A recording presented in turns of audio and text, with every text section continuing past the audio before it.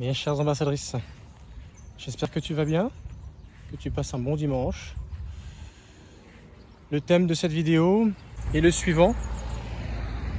Pourquoi as-tu autant de mal à changer? Pour quelle raison nous est-il aussi difficile de changer? La situation que tu es en train de vivre, on la connaît. Tu donnes le meilleur de toi-même. Tu souhaiterais que ton compagnon ou ta compagne reconnaisse un petit peu tous les efforts que tu fais pour ton couple, pour ta famille. Tu aimerais être mise à l'honneur. Tu aimerais tout simplement qu'on reconnaisse la valeur de tous tes efforts, de tout l'amour que tu peux donner. Tu es prêt à te plier en 12, en 4, en 20, en 30, peu importe, pour pouvoir donner le meilleur de toi-même. Mais forcément, toutes les critiques que tu peux recevoir de ton compagnon, de ta compagne, elles te touchent. Parce que tu te dis, oui, c'est jamais bien, c'est jamais bon. Et tu veux que ça marche. Donc du coup, tu écoutes. Il faut vraiment que je change ces choses-là. Je suis aussi mauvais que ça. Tu vois, et tant que tu es dans ce piège, eh bien quelque part, tu donnes raison à ton compagnon, à ta compagne, qui continue de te manipuler, faire du chantage avec toi, parce que tout simplement, eh bien tu n'as pas compris en réalité que tu es dans un piège. Et qu'il n'est pas normal de autant te démener pour pouvoir faire de ta relation amoureuse quelque chose d'idéal, tel que tu t'es vu le promettre à ta compagne, à ton compagnon, mais de voir encore en retour, ce n'est plus du tout comme le temps du début. Voilà, tout simplement parce que il ou elle a compris que tu avais des sentiments et que ça va être difficile pour toi de revenir en arrière. Donc, tu as du mal à changer. Tu as du mal à t'y prendre autrement. Parce que tout simplement, nos pensées sont régies par une expérience. Et nos expériences sont notées par nos ressentis. Nous sommes le fruit de nos expériences. Et nos expériences nous amènent à avoir un certain nombre de pensées. Et tu sais que notre esprit est conscient uniquement de 5% de ce que nous pouvons savoir de nous-mêmes. Et 95% des programmes subconscients, ne sont pas connus de notre esprit. Parce que tout simplement, nous voyons le monde et les difficultés qui s'y présentent et les difficultés que tu peux avoir dans ton couple uniquement autour de ce que tu peux ressentir, qui sont constamment en connexion avec ce que tu as pu ressentir par le passé. Effectivement, lorsque tu fais une nouvelle expérience, avant que ton esprit s'y habitue et prenne cela comme quelque chose de vrai, ta réalité, il va y avoir un temps d'adaptation. Il va y avoir certainement une souffrance, le fait d'accepter que les choses soient ainsi. Et face à cette circonstance, va se générer des connexions synaptiques au niveau cérébral pour laisser place à une nouvelle expérience, quelque chose que tu ne connais pas. Cette nouvelle connexion synaptique va laisser place, en fait, à des substances chimiques qui vont venir asseoir cette expérience et va la propager dans tout ton système cérébral et ensuite dans ton corps pour donner raison au ressenti qui sera associé à cette expérience. À chaque nouvelle expérience, dit une nouvelle connexion synaptique et dit également nouvelles substances chimiques. Les substances chimiques que nous déversons constamment face à quelque chose de nouveau, les nouvelles connexions synaptiques que nous pouvons générer et les substances chimiques que nous allons sécréter laissent place toujours à quelque chose de nouveau, laissent place toujours à quelque chose qui a un rapport avec une nouvelle expérience qui n'est pas connue, quelque chose sur lequel tu as besoin de mettre une note.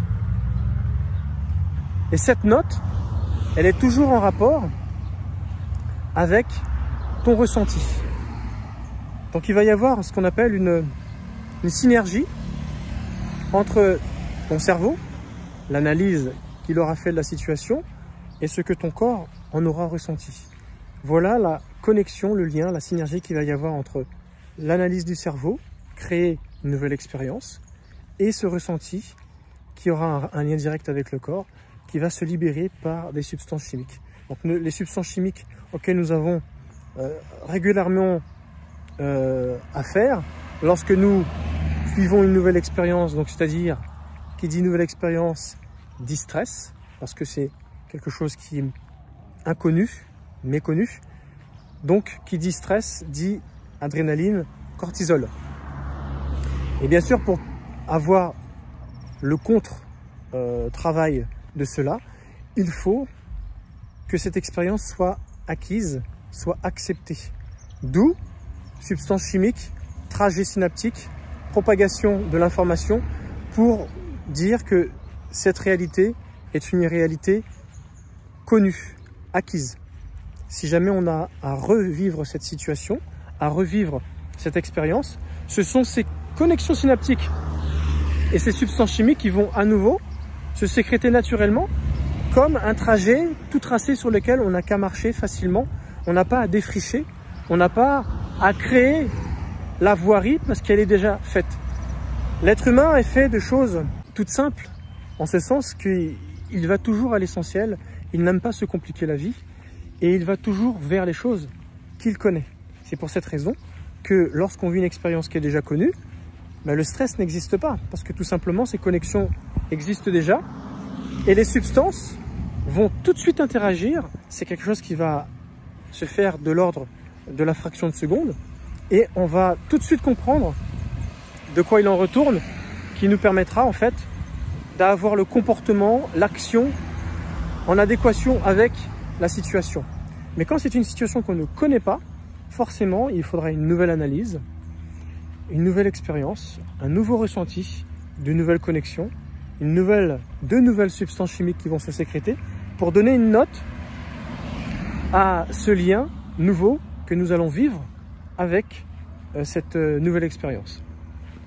Alors ce que je te dis là, ça existe depuis la nuit des temps, depuis que l'être humain est humain. Et pour que nous puissions véritablement changer nos habitudes, il faudrait en fait changer ce système. Et tu as bien compris qu'il était impossible de changer notre façon d'être. C'est de cette façon-là que l'être humain est fait.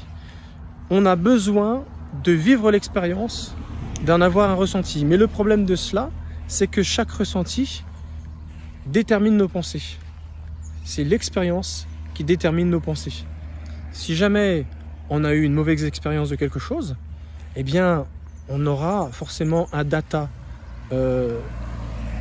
d'émotions négatives qui vont laisser place à des pensées négatives. Il suffira simplement d'avoir un sens qui sera lié avec l'expérience. Alors quand je dis un sens, ça peut être la vue sur quelque chose, un objet, une situation, une circonstance, ça peut être une odeur, ça peut être un toucher, ça peut être un son, un bruit, un mot utilisé qui va reconnecter ces neurones, ces synapses, mais également la sécrétion de ces substances qui vont laisser place du coup à tout ce ressenti parce qu'il y aura un lien direct avec un data, une expérience déjà vécue. Alors, c'est pour cela qu'on a du mal à changer. Parce qu'une fois qu'on a eu l'expérience de quelque chose, bonne ou moins bonne, eh bien, c'est comme s'il fallait changer notre ressenti. Si je te dis cela, c'est dans un premier temps pour t'expliquer à quel point il est difficile de changer notre point de vue sur une situation. Et c'est pour ça que souvent tu as du mal, lorsque tu es en couple et que tu vis une relation toxique avec un pervers narcissique, de te dire mais pourquoi j'arrive pas à partir? Alors qu'il m'insulte, il me bat, il fait des choses qui sont outrageantes et qui sont inacceptables, je suis toujours là. Pourquoi j'ai du mal à partir? Pourquoi il me faut tant d'années pour réaliser, pour comprendre qu'il faut que je me sauve et que je protège ma vie, voire voire également celle de mes enfants. Pourquoi il faut souvent avoir vécu des expériences terribles pour commencer à ouvrir les yeux, avoir attendu le pire du pire? T'as remarqué ça? Pour quelle raison il nous faut avoir l'expérience la plus terrible possible, celle qu'on n'avait peut-être même pas imaginée, la peur qu'il nous blesse, qu'il nous tue ou qu'il kidnappe un des enfants. Voilà, toujours une extrême pour se dire, bon là, il faut que je fasse quelque chose. Ben non, c'est bien avant qu'il fallait que tu fasses quelque chose. Parce que tu étais en danger depuis longtemps.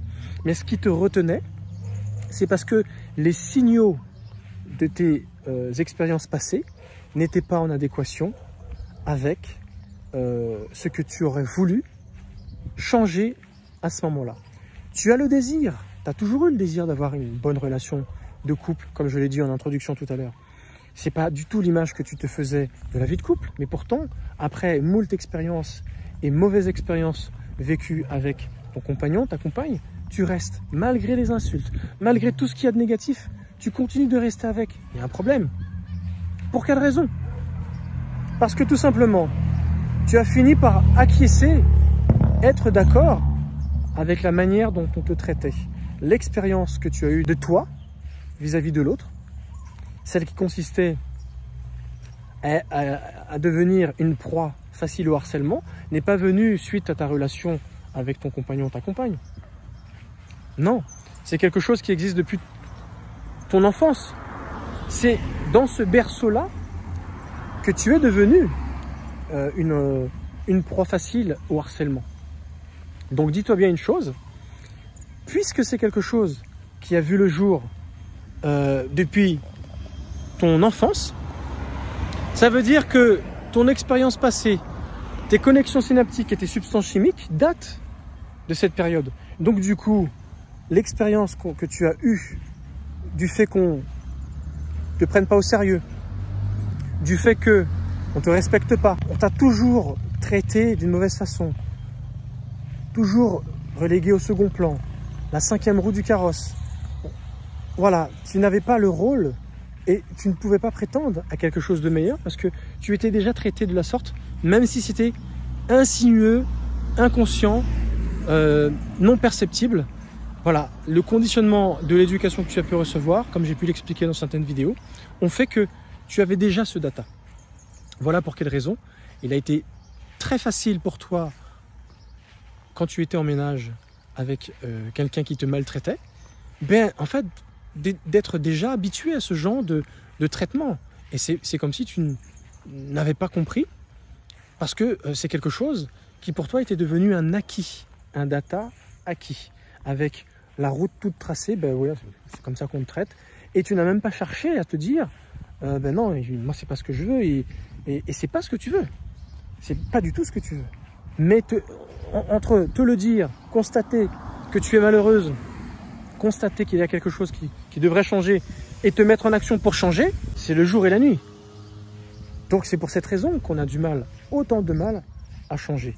C'est le docteur Joe Dispenza, un biologiste et un spécialiste de neurosciences, qui explique ce que je suis en train de te dire là par rapport à nos expériences passées.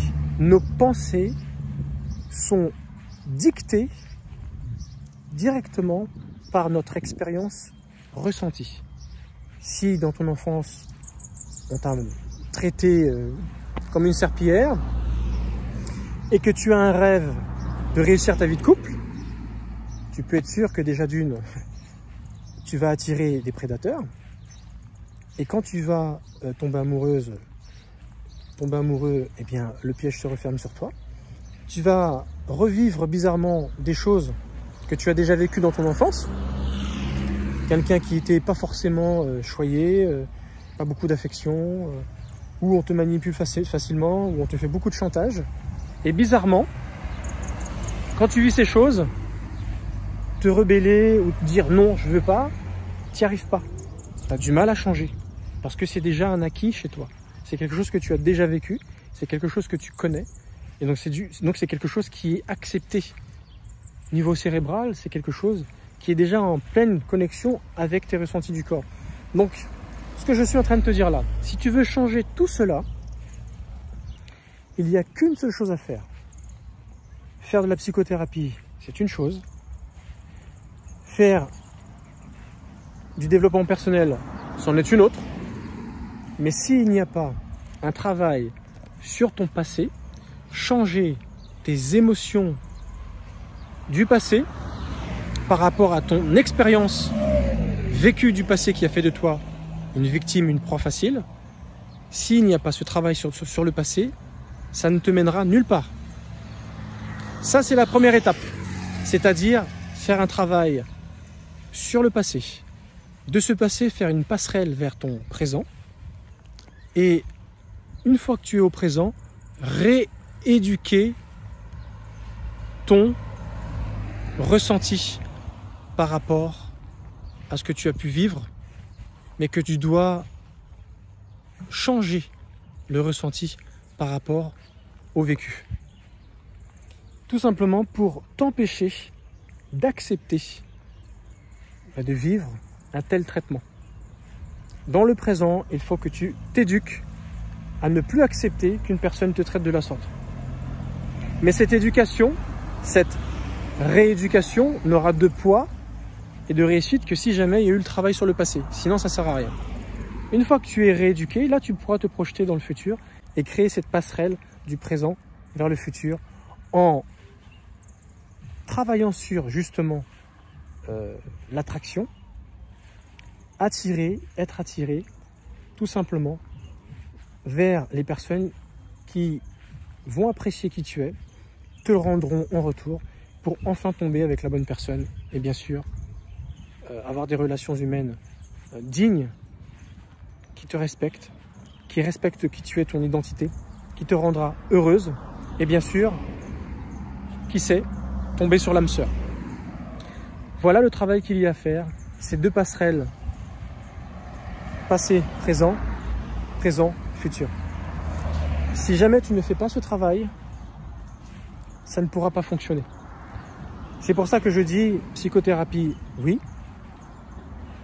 Coach de vie, love coach, oui. Tout ça c'est bien, mais c'est un ensemble de choses. Et c'est exactement ce que je te propose dans l'accompagnement que je donne à mes clients, pour lesquels j'ai de très très bons résultats. Je t'invite à aller voir, bien sûr, ma masterclass, dans laquelle je parle des témoignages de personnes qui sont passées entre mes mains et qui témoignent en disant exactement comment les choses se sont passées pour eux. Mais également sur ma chaîne YouTube, tu vas retrouver également mes témoignages de ceux qui ont véritablement eu un changement dans leur vie suite, bien sûr, à ce travail qui s'est opéré sur eux. Je te remercie de m'avoir suivi. Il y aurait tellement plein de choses à dire sur ce thème, mais si tu veux véritablement avoir ce pouvoir de changer, tu vas y arriver. Aie confiance en toi, continue de croire en toi, et surtout, bouge-toi, lance-toi. Seul, c'est beaucoup plus difficile et beaucoup plus long. Je te remercie de m'avoir suivi, je te dis à la prochaine vidéo. Ciao!